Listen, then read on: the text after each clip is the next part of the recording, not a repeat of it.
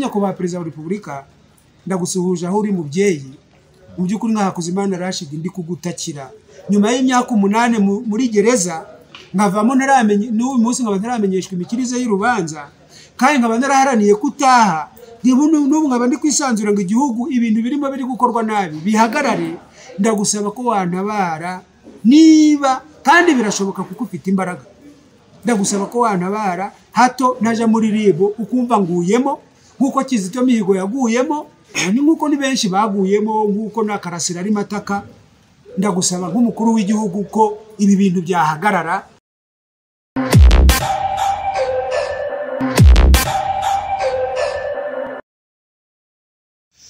Turabasubije cyane mwese abateze amatwi kandi bakurikiye Pax TV Ireme News. Ubu turi kumwe n'umunyapolitike mumaze iminsi mukurikira utanga ibitekerezo bihamye, ibitekerezo bishikamye, ibitekerezo bigaragaza kuko avuga ibyo yanyuzemo, ibyazi, ibyo afite experience nk'umunyarwanda ukuze imyaka 53 ngumva ko arakuze, azi amateka y'u Rwanda. Icyaka cy'ikinyejana burya umuntu aba yarabonye byinshi. Bwana Hakuzimana Rashid, amakuru yawe? Amakuru ni meza, ndashimira Imana. Tugaye ikaze kuri Pax TV Ireme News. Murakoze cyane Pax TV, naje nishimiye kwegera Pax TV no mbere tugiye gukorana ikiganiro. Nkabashima ko abanyarwanda mu gihugu turi imbere mu gihugu, abanyamakuru cyane bahagurukiye ko ugutanga ibitekerezo kutabangamirwa, bahagurukiye ko Hakuzimana Rashid atagira ibyaha yohoterwaho. Nkabambanje guhumuriza ababyeyi ba Jay Polly aguye muri gereza, ngahumuriza n'ababyeyi ba Mihigo Kizito nawe yaguye muri gereza. Kandi ikintu kimbabaje nuko ari Jay Polly ari Kizito Mihigo bose baguye muri gereza hari ukuvuga ngo bari gukurikiranwaho ibyaha atarakatira. Igihe njewe nakomeje guhamya, igihe twari ku rukiko Karasira yaje kuburana, navuze ko leta niba ishaka gufunga umuntu ikekaho ibyaha ije imujyana muri hoteli cyangwa imushyire mu kindi kigo wenda yazategura kibikwiriye, cyangwa sire ko umuntu aje aburana avuye mu rugo yitabe aba agomba kuburanaho. Ariko nka buriya urupfu rwa Jay Polly njewe yari murumuna wanje, niwe umukinigi wacu, turi abavandimwe, kubaguye muri gereza kandi ari mu bihano ku byaha atari yagakatiwe, ntago bihesheje isura nziza igihugu cyacu. Kwari ukubasuhuza rero ngira ngo kugacemo umunyamakuru nyiri Pax TV agiye kugira ibyo tuganira, niteguye kumusubiza. Urakoze cyane. Tuganira rero amakuru yawe ni menshi, hari byinshi tuzaganira kubijyanye n'akarengane n'ibyo wise icaroze ikorerwa muri gereza. Tuzajya umwanya kubiganiraho, twizere ko bazaba batakudutwaye. Ariko uyu munsi ndahera kuri iki kigezweho kijyanye no kuba ushakishwa, biri kuguhamagaza, impamvu ntibirimo, baba bavuga ngo uzamenyeshwa hageze. Urakeka ko uhamagariwe iki? Bo icyambere babanje kumpamagara kuri telefone, wampamagaye kuri telefone ntiyabwiye izina rye, we yarambiye gusa ngo nzitabe kuri ribo. Ariko nimero yayigaragazaga? Nimero nyine yaragaragaraga, ntago ari za nimero privé. Ariko numva umuntu ntambwiye uwo ari we, ntambwiye izina rye, kandi turabizi ko hari abantu babateka mitwe yaguhamagara. Nanone ribu yigeze kudukangurira ivuga iti umuntu naguhamagara ntuzapfe kumwitaba kuko ashobora no kukurigisa. Ubwo rero iyo sinayisi iryo hamagarwa sinarihaye agaciro, nta nubwo nyanaryitabye, uretse ko nahise nohereza ku nshuti zanje, ngira ngo abari ku isi hose mwarayumvise audio uwo muntu ampamagaye. Ubwa kabiri bampamagaye bampaye convocation, bandika ko bayanditse ku itariki ya 31 z'ukwezi kwa 9 mu mwaka w'ibihumbi 2021, bambwira ngo nzitabe ku itariki ya 1 z'ukwezi kwa 9. Murumva abanyarwanda mukurikira Pax TV ko ibyo bintu biracuramye, kandi abantu babikoze ni ku rwego rwa headquarter n'ubuyobozi bukuru bw'igihugu muri ribu. Bitavuga ko ari abantu wenda babikoranye igihugu cyangwa ubwenge buke, ashwi n'abantu baba bari ku rwego rwo hejuru rwahiswemo. Ukwezi kwa 9 kugira iminsi 30 twese turabizi.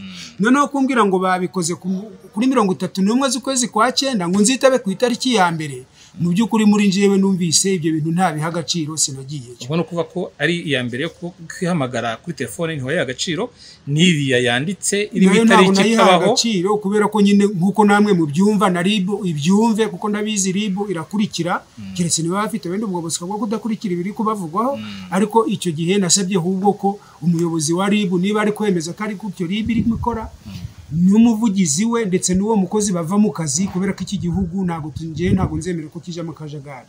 Hanyuma ejo nibwo nabonye convocation saa 10:10 ngo nzitabe uyu munsi saa 3. Uyu munsi rero nakagombye kuba nitabye koko ariko nkuko namwe murimo mu byumva sinzi abanyarwanda bari gushaka kuduhutaza bari mu buyobozi ntago nigeze mpabwa umwanya wo kuvuga ngo nshake avoka umuntu unyunganira mu mategeko kandi barahari biteguye kunyunganira uretse ko nshima abanyarwanda bari hirya no hino ku isi bavuze bati twiteguye kuri havoka ariko no mu bavoka nabonye hari wari wavuze ati jewe nk'ingunga y'igihugu niba utaranabona avoka ariko ndi tayari kukuburanira no kuguhagararira ibi bintu ntago biri kumvikana gusa namubonye kandi ndashima abanyarwanda bari hirya no hino ku gihugu biteguye gutanga inkunga kugira ngo avoka yishyurwe kuko jewe Hakuzimana Rashid nk'umuntu wamaze imyaka 8 muri gereza yivamo ngahura n'ibibazo ngashaka kurengera abazunguzayi bari mu gihugu kugira ngo badakomeza kwicwa no gukubitwa no kumpakirwa mu mamodoka igihe Uwera Theodose yayishyirwaga muri gare ya Nyabugogo ku manywa mu by'ukuri nta kazi mfite nta n'ubundi bushobozi mfite ndabashima rero ko mwiteguye gutanga inkunga yanyu ariko icyo warumbajije ni icyo ngicyo nagusubiza keretse niba wumva ntagisubije neza ariko kuko ndi hano kuri Pax TV niteguye kugira ngo ntasondeka abantu bakunzi ba Pax TV ariko icyo nagusubiza ni icyo ejo niteguye kujayo bampamagara batampamagara ejo nje nzaja kuri RIB na avoka wanje bivuze ko icyo uhamagariwe yeguza kintu uhageze ariko hari icyo ukeka ukurikije ibyo umaze iminsi nivyo niteguye kujayo nta kintu iyo baguhereye ku convocation ntibashiramo icyo uhamagariwe ariko niteguye kujayo icyo naba nkeka nicyo nakomeje kubwira abandi batangaza makuru ko njewe nasabye ko habaho kumvikana hagati ya dosiye ya Rusesabagina kubera ko uburyo Rusesabagina Paul Rusesabagina yageze hano mu Rwanda ni uburyo nanje ntemera ko bukwiye yageze hano mu Rwanda RIB yakagombye kuba yaramwanze kubera ko na RIB izi neza kuri ya mugabo atabaga mu Rwanda noneho nje nabisesengura nk'umunyepolitiki uharanira amahoro mu gihugu cyacu ngo abanyarwanda tugira amahoro bisesengura muri ubu buryo wenda nicyo nshobora kuzabazwa kuko navuze ko ni Paul Kagame uyoboye FPR yateye u Rwanda banyura mu Kinigi bica Burugumestre Gasana Tadeyo baragira imbaraga baraza mpaka ubu ngubu nibo bayoboye igihugu noneho na Paul Rusesabagina wa MRCD cyangwa FLN abantu barankosoye nawe yateye u Rwanda anyuze muri Nyabimata barasaya executive w'umurenge wa Nyabimata batwika imodoka ye yaza kuba arimo nawe aba yarapfuye ariko nabo bateye igihugu muri ubwo buryo urumva bija gusa noneho nasesengura nanone ngasanga Paul Kagame yarakoranye n'umututsi ni tugiye mu by'ubwoko bwa kera yarakoranye n'umuhutu Kanyarengwe Alex wari hano mu Rwanda nanone wareba Paul Rusesabagina w'umuhutu ugasanga yarakoranye n'umututsi Kalise Sankara wari hano mu Rwanda avuga ibi bintu ko bisa itegeko nshinga abanyarwanda tukaba twaremeje ko tuzaya dukemura ibibazo mu buryo bw'ibiganiro ese yine President Paul Kagame n'abayoboye igihugu kuba bafata umuntu uri guhungabanya umutekano w'igihugu uburyo bwari bwo bwose babikoramo bapfa kuba bari kurengera igihugu ariko nta buryo dushobora kuganira tugendeye mu itegeko nshinga tugafata ibi bibazo tukabirangiza mu buryo bw'ibiganiro nta guhangana kubayeho kubera ko abanyarwanda barapfuye FPR itera n'abanyarwanda barapfuye Paul Rusesabagina atera na FLN ese nta buryo dushobora kuganira ntago tuzahora duhanganye muri make wowe ukeneye ibiganiro bitarimo kuvusha amaraso yego tuka ubutegetsi kuko Paul Kagame FPR itera hari haravuzwe ko igihugu cyuzuye badashaka ko abantu bataha ariko nticari cyuzuye kandi n'ubu turacyabyara na miliyoni 20 twagitoranamo none se niba na Paul Rusesabagina avuga ati hagira ibyo tuvugana tubane mu butegetsi tugira ko tubusaranganya je nk'umunyepolitike muri make nekereza ko hari iki cya kabiri naravuze mbese ko uyu munsi dufite Jeannette Kagame umubyeyi w'igihugu tukaba tugifite Serafine Bizimungu umubyeyi w'igihugu ariko na Agatha Kanziga umugore wa perezida Habyarimana nawe ko yiswe umubyeyi w'igihugu, inzu ye ikaba igihari hano i Kanombe, ni ukubera iki tutabyorosha nawe tukamuhamagara akaza akaje mu nzu ye, kuriya mugore atazi no gutera ingumi ko ntawe yatera ibuye, tukabyorosha nabo ko abatutsi n'abahutu hano hasi twiyunze. Urabona ko hari abahutu biswe abarinzi b'igihango bahisha abatutsi, ariko hari na jenoside yakorewe abatutsi hano. Ni ukuvuga ngo ubwo bwoko nubwo bivanwa mu marangamuntu, ariko ubwo bwoko buracyahari. Niyo nkavuga nti se ni ukubera iki hatabaho kumvikana abahutu n'abatutsi hasi mu nzego zo hasi, abaturage b'abahinzi n'aborozi, ikibazo twaragikemuye. Aba bantu babaye ababyeyi b'igihugu, babaye abategetsi n'abategetsi bakiriho, ni ukubera iki tutakumvikana nabo bagatanga urugero. Muri make ntekereza ko ari byo wenda bazambaza ko nasabye ngo umugore wa Habyarimana Juvenal tumworohera aze mu gihugu tumuha inzu ye, ariko ko bari gusembera ni umunyarwanda mwene wacu. Ndakubaza nanone nibambaza ko navuze ngo naravuze ngo ababyeyi abana ba Kagame nibambe hafi, kandi n'ubu ndacyabisaba nibambe hafi kugira ngo umwaka uri muri iriya ntebe yo kuyobora u Rwanda uvemo, nabo umunsi perezida Kagame azaba atakiri perezida wa Repubulika bazagira umwidegembyo mu gihugu, bashobore kugenda no kugaruka. Kuko nk'umuntu urabona araza hano akareba ibyiza koko bimaze kugerwaho, kandi ndashima ko bihari, ariko yasubira hanze akavuga ati Rwanda rumeze neza, yazagaruka hano aje gutura bakamwica. Urugero ni umuhungu uherutse kwicirwa hano ufitanye isano n'ukwa Kanyarengwe. No witwa ntabwo nzi neza izina rye, ariko ni inkuru izwi. Izina rye ndarifite muri telefone, ntabwo narifashe mu mutwe, ariko ni inkuru yabaye. None uravuze uti Agatha Habyarimana Kanziga atahuke, ahabwe inzu ye, atuza atekane mu gihugu cye. Ese ko inzu yamaze kugirwa ndangamurage, ubwo ntibyatera ikindi kibazo? Biroroshe kubikemura, kubera ko nk'ubu inzu ya Kabuga Feliciyani iri gukoreramo polisi. None si yo yayubakiye polisi? Umunsi Kabuga Feliciyani yabaye umwere, azaza bayimusubize, nubwo bakagombye kuba bari kumwishyura. Iriya nzu ya Agatha ya Habyarimana na Agatha nayo kuba barayigize mize. None se umunsi perezida Kagame azaba atakiriho na Jeannette Kagame batakiyoboye igihugu, tuzafate amazu ya perezida Paul Kagame yubatse kuri Muhazi tuyagire mize? Kuba twabihindura kubw'inyungu z'igihugu no kubw'inyungu z'ubwiyunge bw'abanyarwanda, kuba twabihindura tukamusubiza inzu ye, ibirimo byamize tukabishakira indi nzu tukagira ahandi tubishyira, ntabwo ari ikintu kinaniranye. Umuryango wa perezida Habyarimana Juvenal uvuga ko iriya nzu ari iyawo bwite, ari umutungo wawo bwite. Leta ikavuga ko ari umutungo wa leta. Wowe nk'umuntu wakurikiye politike kuva kera, dore ko uri mu batangije amashyaka menshi muri 1992 ujya muri PDI ari watangiranye nayo, nk'umuntu ukurikiye politike y'u Rwanda igihe kirekire, ahangaha icyo bizona iki? Icyo mbiziho nuko Habyarimana Juvenal akiri perezida wa Repubulika yagumije Rosalia Gicanda mu mazu ya Rudahigwa i Nyanza. Ayo mazu yakomeje kuyagumamo, ariko Rudahigwa nubwo yo yaraye igihugu. Yego, oya mbo sinzi niba yaraye igihugu, kuko amazu umwami byari bitaratangira kuba ibya leta n'iby'igihugu, ubwo nayo umuryango. Noneho na Habyarimana rero yubaka iriya nzu, ntago ntekereza ko yayubatse mu misoro y'abanyarwanda, ashobora kuba yarayubatse mu mushahara we. Ubwo rero leta wenda yanabireba nibisangwa ko yari amazu ya Habyarimana Juvenal ari Kanombe, nibisangwa ko Habyarimana yubaka residence presidentielle cyangwa se icumbi ry'umukuru w'igihugu. Uretse ko nzi ko mu Kiyovu aho n'ubu ngubu Paul Kagame aba, nzi ko ari Habyarimana yatahaga nk'inzu ya perezida wa Repubulika, ari ya leta. Ari amazu yubatse i Kanombe, nje ntekereza ko ntago nabihamya kuko sinagiye muri archive z'igihugu, ariko ntekereza ko ni inzu Habyarimana yari yubatse nka Habyarimana, atayubatse nka gicumbi ry'umukuru w'igihugu.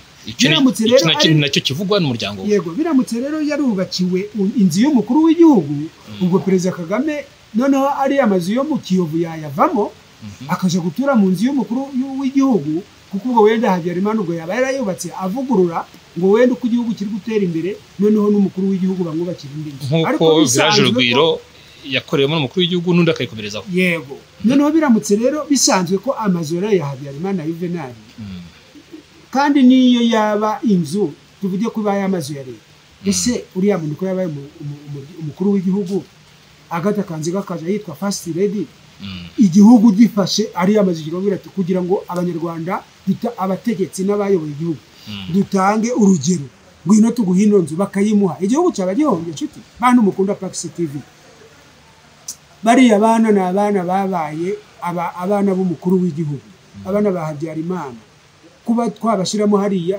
tureke kuba turi gusemberezanya ku isi nago mbishaka ndifuza ko bisaba naturutse ku bana ba Musinga kiraho uyu mukobwa wa Kigeli Ndahindurwa wabonetse tutari tumuzi kiraho abana bakayi bambonye umutwa nabo nibaze mu gihugu perezida wabo yabaye perezida ndetse mwiza kiraho abana bakayi Bandagregwari barahari kiraho abana ba Habyarimana Juvenal wasindi ku bwabo we ni urugero kuko umukobwa we umugabo we niwe perezida wa Sena Iyamuremye Auguste ni byiza kiraho noneho abana ba Habyarimana Juvenal kiraho abana ba Bizimungu Paseri nifuza ko twakora ikipe y'umupira w'amaguru abo bana bakiniye yabisekeje isi yose tukabahamagara tuti muze mureba akaca kabaye mu gihugu nibyo bitekerezeje Hakuzimana Rashid.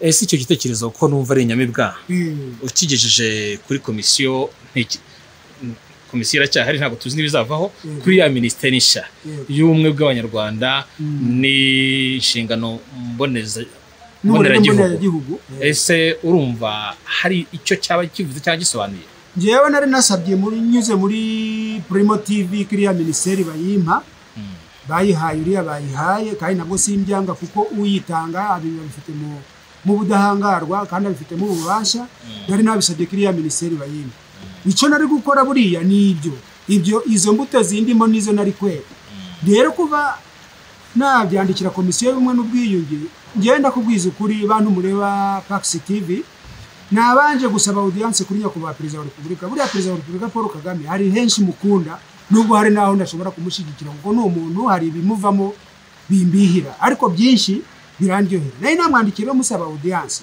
sinayibona mwandikira nandikira Minaroke mvuga nimbona ministre wa Minaroke nzamusaba ko yanyemerera tukaja muri audience mbese akamunsabira tukabonana nibitekerezo ibi byose ndimo ntanga numvaga nzabimubwira ngafata nk'isaha nkayimubwira wenda ari kuri kodi agasigara ari kubyumva nibyemera ngero ubwo nandikira Mukama Abbas mu izina rye kuko twashinganye PDI nanone iyo baruwa nka vice president w'inteko ishinga amategeko umutwe w'abadepite musaba ngo mutumye kuri nyakubahwa perezida wa Repubulika ibaruwa irahari nabwo ntibyemera ubwo rero noneho nandikira komisiyo y'ubumwe n'ubwiyunge iyo ngiyo umuvuga nyisaba ko yaba umuhuza hagati yanje na leta kugira ngo njewe na leta tuje mu mishyikirano kuko hari akarengane kenshi kambayeho nizere ko ribu itagiye kundenganya ejo mu gitondo nabwo komisiyo y'ubumwe n'ubwiyunge amakasha hari ni menshi yarabyakiriye ntiyabyubahiriza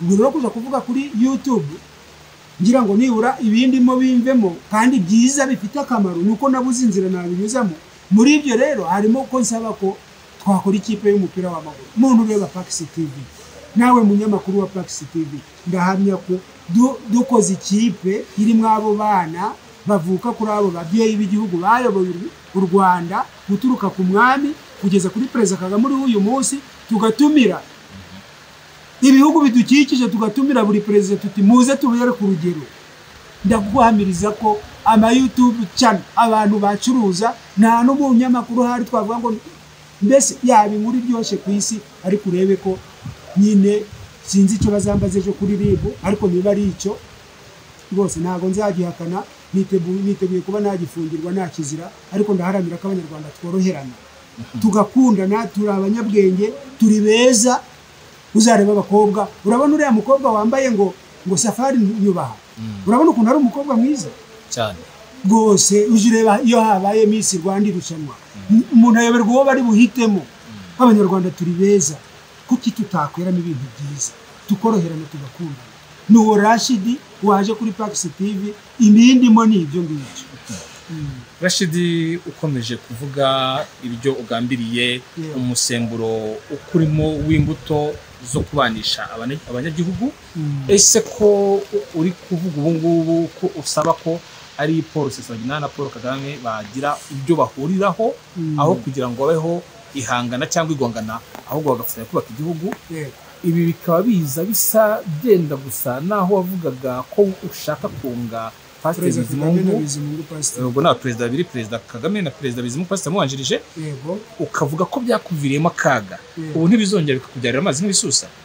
Mana yanjye ndatekereza ko abanyarwanda bo muri reka nkubwire njyewe hano ndi kuri Pax TV, ariko kuri telefone yanjye abantu barampamagaye bati tugiye gukora ama t-shirt yo kwambara kugira ngo umunsi uzaba uri kuri RIB uzumve ko turi kumwe.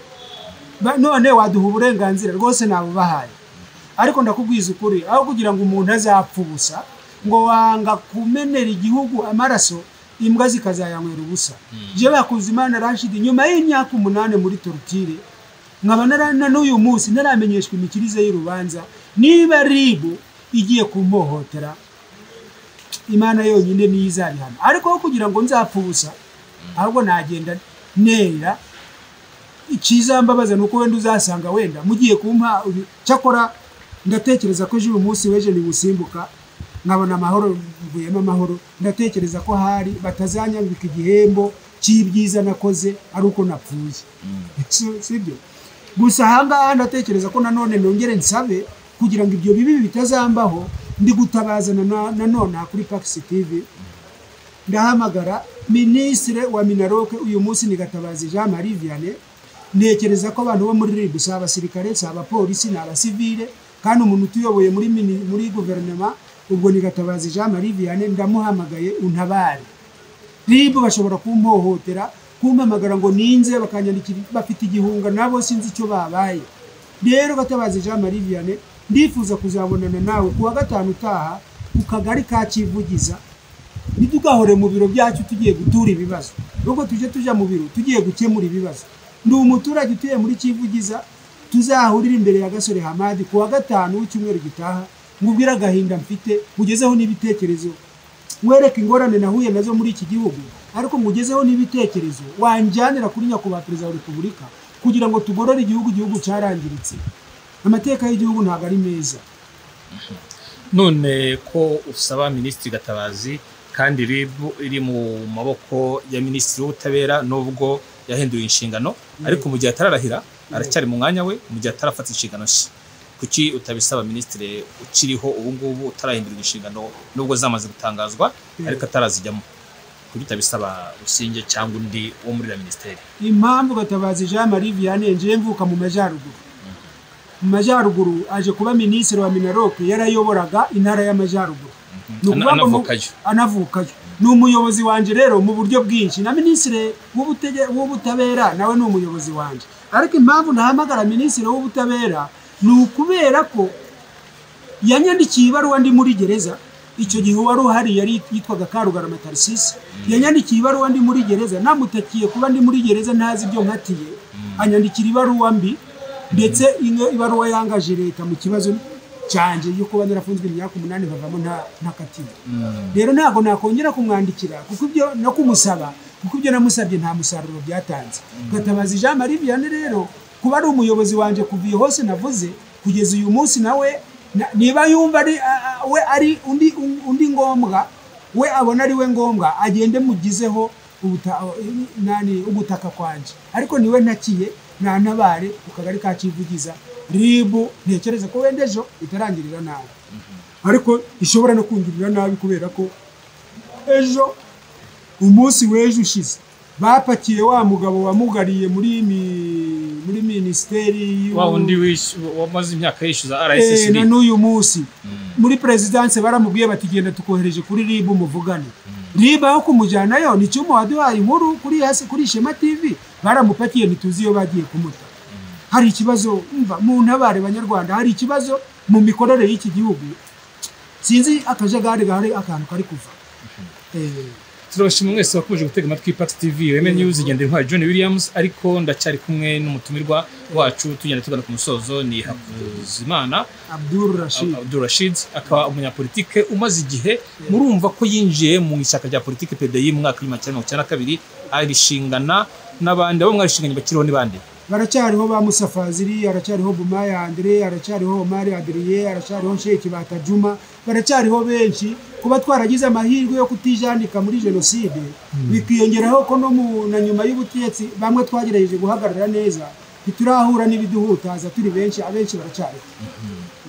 None Rashid, ibyo uvuga ushize amanga ubikomeyeho uvuga uti niko biri, ese ubona nubwo ijwi ryawe ryaba ryumva gake, ubona hari igihe amajwi yanyu n'abandi bayishize ijwi hejuru nkawe bavugira uburenganzira, ubumwe, ubumuntu n'ubunyarwanda, ubona hari igihe rizumva? Njyewe ndabanza gushima nyakubahwa Perezida wa Repubulika Paul Kagame kubera ko akosora byinshi biba byakozwe nabi n'abahakazi. Niwe mubyeyi w'igihugu kugeza ubu dufite. N'uyu munsi ndatekereza ko bari kubikora gutya, ariko namenya ko umuntu yanditse ngo bikozwe kuri 31 z'ukwezi kwa 9 muri 2021 ngo nzitabe ku ya mbere z'ukwezi kwa 9 muri 2021. Uriya muntu ntago ari bunyorohe. Ndahamya ko Perezida wa Repubulika Paul Kagame izisaha ku myaka afite arifuza ko abanyarwanda twese twamukunda. Rero ntabwo nemera ko ari we ushyigikiye ko abantu batisanzura mu gihugu, batavuga ibiri bari ku mutima. Ndi gutekereza ko namara kumenya neza iyi gahunda iriho, ashobora kuvugira muri Gatabazi Jean Marie Vianney akavuga ati genda tabara umuturage. Ndatekereza ko igihe cyageze kuko avuga ati kuki mudakora ibintu byiza kandi vuba. Nje niko ntekereza, niko bindimo. Niba bari amagambo adafite ibikorwa, ubwo ngubwo abanyarwanda bazabibona. Ariko ndatekereza ko ubwo ndi hano na Ingabire Victoire Umuhoza akaba ari hano avuga, wumvisha amagambo Mukabunani yavuze ku byerekeranye na ministeri yagiye watumurika abantu bisanzure bavuge, nawe ari hano. Mbese ndatekereza ko igihe cyageze, ariko ntabwo tuzategereza ko byizana, ni twebwe tuzabiharanira. Rero nje nkakuze bana Rashid mu kubiharanira imbere, ndatekereza ko hari nabandi, kuko nkuko nabivuze aba bagome nibiki pera hazavuka itunda, havuka ikinyomoro, havuka inanasi, havuke karoti, havuka ironji. Nibareke ahubwo twisanzure mu bitekerezo. Ugize ikibazo nkuko twavuze ko twemeye gukemura ibibazo mu buryo bw'ibiganiro, bamuganiriza. Kuri nje nari gufata idamani ngabura ndinguwino ngo uyu Perezida wa Repubulika andi magambo ushaka ngaho musaba imbabazi, akamusaba imbabazi bikarangira. Kuri Karasira nari kubwira Karasira ikibazo ufite ni iki, cyakora numva ko ngo bamuhaye wenda gasopo cyangwa se warning, wenda ngo yayirenzeho. Nje ndifuza ko Karasira yava muri gereza mana yanjye. Uriya musore warning bamuhaye niyo kutavuga ibyo yavugaga, ni nkuko naye bazakubwira ngo ntuzasubire. Wenda nanje bazabimbwira, gusa nyine nkuko nabivuze ntago wahanuka hejuru ngo witure hasi uhita usubirayo. Urabanza ugatunyagurika ukavuga uti se biragenda gute ko hari hejuru ariho ngomba kuba. Nanje nibabimbwira ejo, niba ari byo bazambwira ibyo ngomba kureka, ariko niba ari nabyo byaba ari ugucecekesha, kwisanzura mu gutanga ibitekerezo. Ahubwo bashobora kumbwira ariko ubundi nyiri Pax TV bakoze ibintu byiza bakatubwira bati genda tuvugirire. Twabonye uzi kuvuga dore ibintu byiza twakoze, genda tuvugirire. Wa muntu ribu yari yafashe tukamupakira, dore twamugaruye twamujanye muri RSSB, bagiye kumuha miliyoni ze no kumuvuza, none genda ubivuga. Nibakora ibintu byiza nje nditayane kubivuga, ariko nje ibyo mvuga ni biba byabayeho kandi biri. Ntabwo bahakana ko abadaso bapakiye uriya mugore bakamwambura ibitenge akirukankana n'ikariso gusa. Wa mukobwa ariko usura mukobwa nubwo bitari ku ngukirana cy'umunsi numva ngo arafunze. Nanje niko numvise ikintu kibabaje. N'uyu mukobwa wambaye Safari Nyubaha nawe ngo bamumereye nabi, ndi kumutabariza nawe ngo bamumereye. Mbese hari abantu bashaka kuzambaguza leta iriho, bari gukora mu buryo bwa bucece, bari gukora ibintu bibi.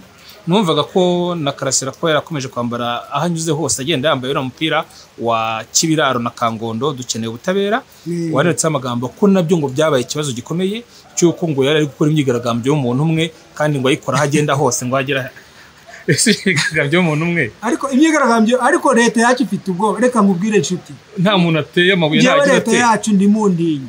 Nari nasabye ngo mumfate inze dukorane mu miriya ministeri, mwaranze nyine nta kibazo, nta ngorane mbifiteho, ariko mwitinyi karamu. Jewe Rashid nanditse ngo ndashaka kunga Perezida Kagame na Bizimungu Pasteur, baravuga ngo nahungabanyije umudendezo wa leta. Ikaramu abantu baje bikoreye ibifaru, bikoreye imbunda, ikaramu yahungabanya umudendezo wa leta gute? None ubu batinye kamera ya Pax TV, kamera ya Ntuza ya Ishema TV, kamera ya Rashid TV, bayitinye ngo gusinzi ibyo bazambwirije. Kugeza ubwo umuntu amamagara agatinya kumbwira izina rye, kugeza ubwo aje kwandika igipapuro kimpamagaza kumwitaba, akibagirwa hari cyangwa akibesha amatariki cyangwa n'ubwenge bwe bungana, ubwoba buhari n'ubwiki. Nje ndasaba ngo mureke tuze mu butegetsi, ni ukuri tubafashe, hari ahagaragara ko hari intege nke, tuzanemo natwe nitunanirwa n'abandi baze badusimbure, twubaka igihugu. Ntago mureke ibintu byo uyu mukobwa uyu mugore bamwambitse amakariso none baranamufunze koko. Ese ngije mbyibaza kuba uriya musaza yihagazeho akanga kuvogerwa mu gikingi cye no mu nka zakirwanaho, iyo ya mukobwa nk'umukarateka bariya badasobose akabahinda, nibwo bari kuvuga ngo yirwanyeho babone kubahana. None kuba atarabishoboye aba ari byo afungirwa. None sugira ngo oya uriya mukobwa uriya Ntuza Safari amakuru angeraho nuko adafunzwe. Safari yarafunguye nyine, ariko yafunguwe kubera ko byagaragaye ko yakoze gukitwa legitime defense, yirwanye habikwiye ntiyari guterwa na neza. Urabona yari yamuhejeje uriya mudaso, ntiyamukomerekeje, ntiyamugize nabi, nibyo nibaza aramufata aramukomeza. Iyo umukobwa afite ubushobozi bwo kwanga kwambara ubusa agahangana n'abamwambika ubusa, bari abadaso ubundi bwo noneho bari kubavuga bati koko yirwanyeho bikwiye, none ubwo atabishoboye akaba ari afungirwa. Gatabazi Jean Marie Vianney, aba ni abantu bari mu nshingano zawe, turengere twebwe abaturage bawe, turengere, turifuza ko waturengera kuko twubashe leta kandi turayikunze. Turengere Hakuzimana Rashid, urabizi ko mfite uburenganzira bwo kwisanzura mu bitekerezo, ugende urebe mu gazeti ya leta, ndi umunyepolitike wuzuye wemeje ibyangombwa. Turengere nicyo navuga kuri iki kibazo nawe urimo wibaza. Gatabazi Jean Marie Vianney, turengere kuko ni wowe minisitiri kandi ndabizi urashoboye, uzi no kuvuga. Arashoboye yego, ariko se ubwo butumwa umuha kuki utanabugeza kuri nyiri ubwite direct? Nyiri gihugu si nyakubahwa perezida wa repubulika, igihe kiracyahari. Niba mbibwiye Gatabazi Jean Marie Vianney, intumwa ye nzi neza ko nako kanya kumugeraho. Kandi nanone n'impamvu urabona ngo uyu mugabo presidence yohereje kuri RIB ngo naje bamukurikira ikibazo cye, akirukanka noneho reka mbabwira n'akandi kantu bari ba Megapix, mbabarire mwese muri kimwe, ndabizi ko mwese murakundana. Pax TV murabona ko hari ikibazo gihari. Imana navuga ko ni nk'umugore uri kubise, ndatekereza ko demokarasi igiye kuryoha mu gihugu cy'u Rwanda. Uti gute? Ibaza kugira ngo umuntu amamagare yibagirwe kuvuga izina rye, ngo nzamwitareje, si cyagiye kungurira simuzi. Yaje kwandika biriya bintu akavuga ngo ni kuri 31 z'ukwa 9 2021 ngo nzamwitabe ku ya mbere z'ukwa 9.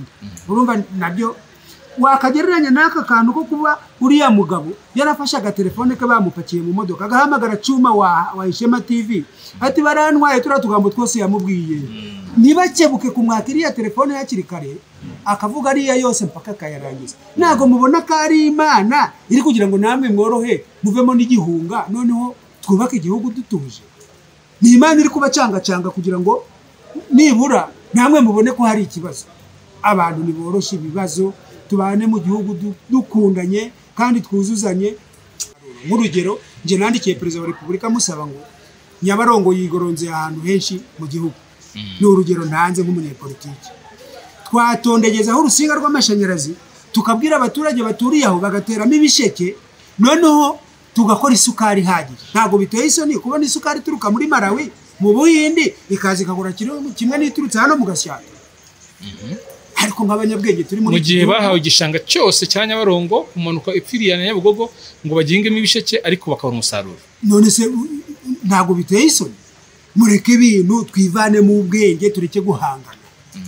Nicyo navuga, wari uvuga ngo tugane ku musozo. Tugana ku musozo ndakubaza icyo ubwira abanyarwanda muri rusange nk'utumwa ariko ntarabikubwira, ntarabigusaba. Hari icyo wise yicarozo tuzabigana birambuye mu magereza.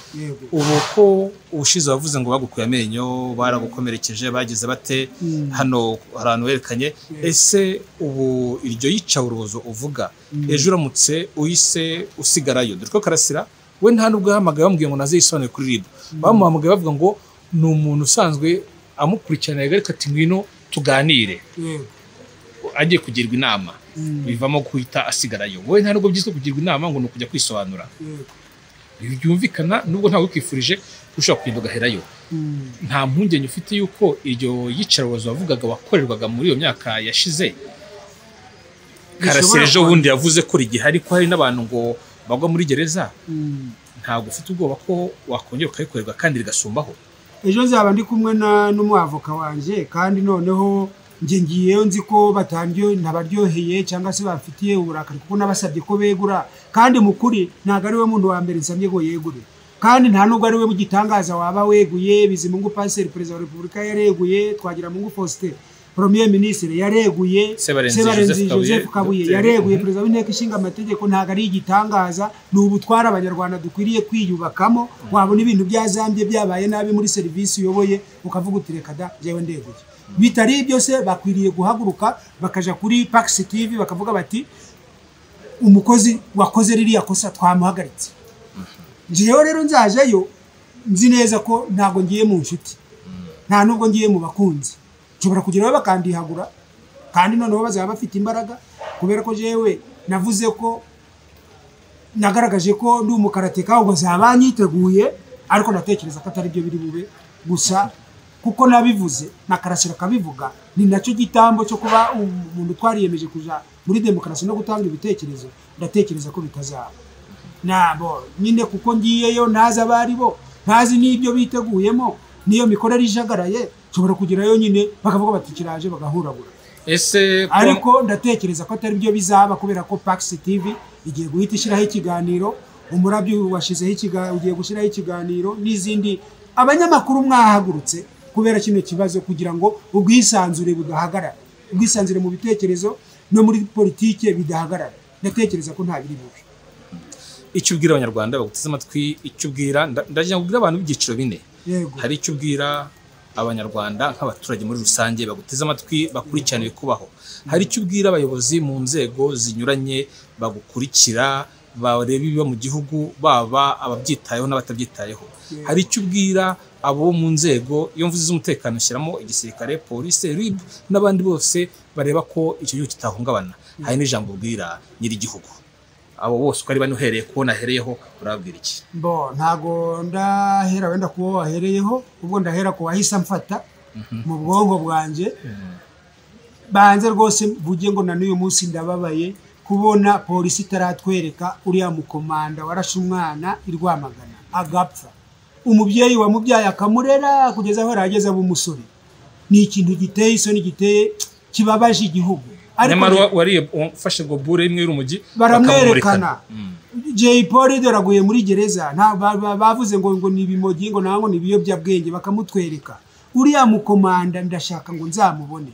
Wenda nakomeje kubisaba munya nabyo harabiri ibyo nzabazwe ejo, ariko Kabera nk'inshuti yacu nk'umunyarwanda nkunda nk'umupolisi uza gusobanura uri mu kazi gakomeye, uriya muntu yarakwiriye kugaragara. Icyo nambwira inzego z'umutekano rero, ndashima polisi kugeza ubu ngubu nubwo uwo mwanda uba wabaye, ariko ndashima polisi kubera ko iyo mpuye nabo mu nzira n'ubundi kugenda mu nzira kandi ndi gusanga buri muntu afite agatelefone, bari ku YouTube channel bari kumva ibiganiro byanje, nababona nkabona randebye akabanza akavanaho telefone akanyitegereza ariko kambisa higendera. Polisi y'u Rwanda ndayikunze, ndabasaba ngo mukora akazi kanyu neza, ntihagire umuntu muhohotera kubera ikibazo cya Rashid. Ngo wenda ngo umuntu musanze ari kureba ibyanje cyangwa nkuko mwitereye muri kugenda gahoro ku muhanda mukomereza aho ngaho, buri muntu azabazwa ibyo yakoze. Ku nzego za gisirikare ntago ndabona abasirikare, ku giti cyanje ntago ndabona abasirikare muye nabo. Nashimye ko basubiye mu kigo, ubu basirikare bari mu kigo, iriya niyo mikorere. Hanyuma hari ku rwego ubundi bagunye ko mu bigo bakaboneka uko bagiye kwitabara. Yego, kandi uyu munsi rwose ndashima uburyo igihugu kiyoboye mu buryo bwa gisirikare. Biriya nibyo. Ku zindi nzego za RIB nazo ni nk'iz'umutekano, abo nzaza gusura ejo niba bari bubone kino kiganiro, mwera imbuto niba ari kuganira mukambira muti bino birakaze turagusaba ko wabyorosha cyangwa bino birakomeye mureke kwanduza. RIB ni urwego rushya yahoze yita ba OPG na ba IPG, kwitwa kwa RIB ni bishasha ntibiramara igihe. Mwandika izina ku buryo n'ikindi gihugu cyabitabaza. Hanyuma ku baturage rusange ntihagire uja mu muhanda ngo Rashid bamufunze. Oya, sinshaka imyigaragambyo ibyabaye muri Afrika y'Epfo ku bwa Jacob Zuma. Mwabonye ko amaduka bayasahuye, abantu barangirika, abantu baricana mu bantu, abarimo abantu babi ba profit akavuyo kabaye bakagira ibyo bangiriza. hanyuma ku bategetsi ku bayobozi nk'uko warumbwiye abayobozi baba babyitayeho cyangwa batabyitayeho n'ubundi ndabwira ababyitayeho kuko batabyitayeho ntibagakwiriye kuja mu buyobozi ariko ku babyitayeho ndabasaba ko mureka uko muri inama ya guverinoma ifite umunsi iterana nibyo ariko muba muri kuvugana ku matelefone no kuri internet muhagurukira iki kibazo. Hakuzimana Rashid dushobora kubona ko ndi umuntu umwe wenda ntacyo mvuze ariko ndagira ngo mbamenyeshe ko umuntu abyara umwana ataranarira akamuniga akaje gukora imyaka 20 muri gereza. Hakuzimana Rashid rero narabyaye ndi umuntu mukuru ndi n'umunyepolitike kuva ngo iyo muza leta yacu iyo uza guha agaciro ko nari nahagurutse kunga Perezida Kagame nabize Mungu Pasteur ntabwo Hassan Ouattara aba yaturiye yadutanze umushi kubera iki Hassan Ouattara yafashe Rambagbo amujana kuri televiziyo amwakira muri presidence mwarabibonye.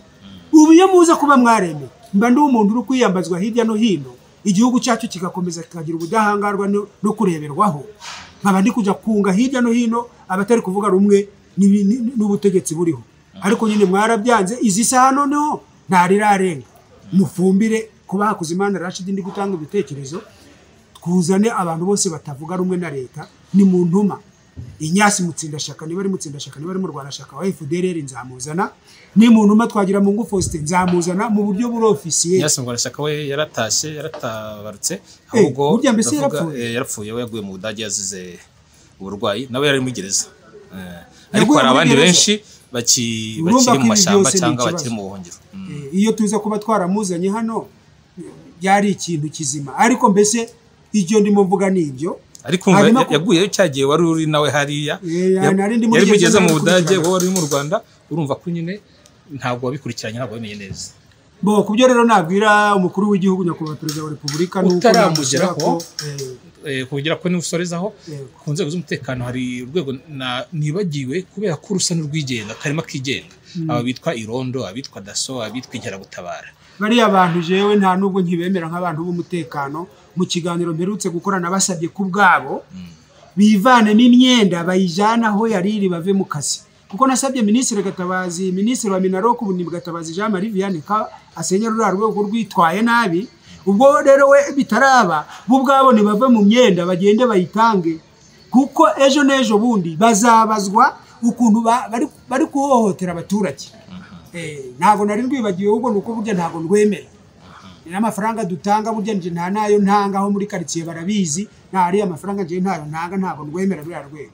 Hanyuma kuri nyakubahwa Perezida wa Repubulika ndagusuhuje aho uri mubyeyi mu by'ukuri nka Hakuzimana Rashid ndi kugutakira nyuma y'imyaka 8 muri gereza nkavamo naramenye n'uyu munsi nkaba ntaramenyeshwa imikirize y'urubanza kandi nkaba naraharaniye kutaha n'ubu nkaba ndi kwisanzura ngo igihugu ibintu birimo biri gukorwa nabi bihagarare ndagusaba ko wantabara niba kandi birashoboka kuko ufite imbaraga ndagusaba ko wantabara hato naja muri ribo ukumva nguyemo nkuko Kizito Mihigo yaguyemo ni nkuko ni benshi baguyemo nkuko na Karasira ari mataka ndagusaba nk'umukuru w'igihugu ko ibi bintu byahagarara niba hari ikibazo kivutse ubwo hagiyeho Minisiteri y'Ubumwe bw'Abanyarwanda ikuriye Komisiyo y'Ubumwe n'Ubwiyunge umuntu nagaragara mu bitekerezo hari ibyo ashaka gutanga biri kudukirigita nuko turyohewe no kubaka amahoro yacu n'iterambere ryacu ari byo terambere ry'igihugu n'amahoro y'igihugu niba bigaragaye ko umuntu hari ibyo avuze hakaba hari abategetsi batabyumva neza yoherezwe muri Komisiyo y'Ubumwe n'Ubwiyunge tugende tuganiriremo dukemura ibibazo mu buryo bw'ibiganiro. Nkaba ngusaba nyakubahwa Perezida wa Repubulika ko wahagarika umuntu witwa Tom Ndahiro. Bivuze nkomeje Tom Ndahiro iyo avuze ngo umuntu mu muhige ribi ziri kwirukanka ikamufata ejo bundi kuri 27 yashize kuri Twitter ye ngo Hakuzimana Rashid ngafite ingenga bitekerezo kuri 28 ribu irantelefona n'ubiri kunyandikira ibipapuro ngo ninze kwitaba umuntu witwa Tom Ndahiro nyakubahwa Perezida wa Repubulika niba ari umuntu unaniranye mu gihugu wigeze kuvuga uti nta muntu uri hejuru y'amategeko ni gute Tom Ndahiro akoresha ribu nkaba ndangije nyakubahwa Perezida wa Repubulika mbabaye ndabivuga nk'umwana w'igihugu kandi ndagutabaje yego ndabizi neza ko Jean Marie Vianney Gatabazi ari bubikugezeho ariko kuko umunyamakuru abimbajije nzi ko atari ngombwa wowe kuko nabandi babikora gusa kuko abimbajije sinzire ko ndi gutanga ibitekerezo bakubaka. urakoze cyane Hakuzimana Abdul Rashid, murakoze mwese abateze amatwi, murakoze mwese abadukurikiranye, intashyo zawe, ubutumwa bwawe, impanuro zawe ndetse n'ibitekerezo byawe, ababikurikira bose bazi kujonjora no kwiyumvira bakamenya igikwiye. Mugira amahoro namwe, musarure ku byo mwakoze, mukore muhembwe, muryoherwe n'abasheri banyu n'ababyeyi banyu n'abapapa banyu, Imana ibahe umugisha.